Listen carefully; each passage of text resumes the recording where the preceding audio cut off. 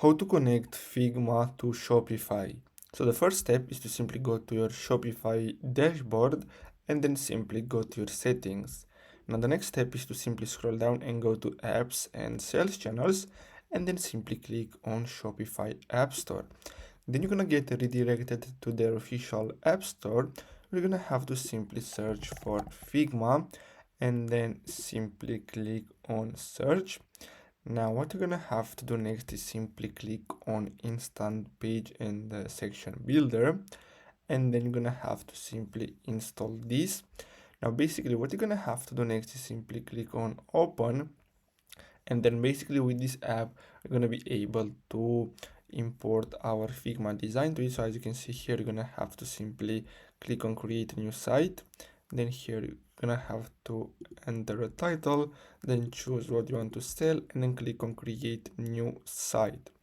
Now the next step is to simply wait until this loads up and then simply click on build from scratch. Now what you're gonna have to do next is simply open a new tab and go to Figma, and then what you're gonna have to do next is simply copy your Figma design and then simply paste in here. So I'm gonna go with the, so let me choose a template for this tutorial. So I'm gonna go with this one here. I'm gonna open this template, and then what you're gonna have to do, as I said earlier, simply copy the design. So you're gonna have to simply select it, and then what you're gonna have to do is simply copy it, and then the next step is to simply paste here the design.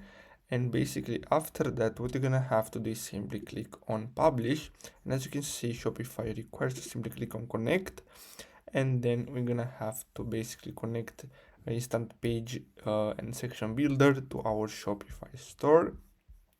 And basically that's all you have to do. So simply click on publish, and then basically they will create a new page. So if you go to your page sections on your online store, you're gonna see that you're gonna have your Figma design right here.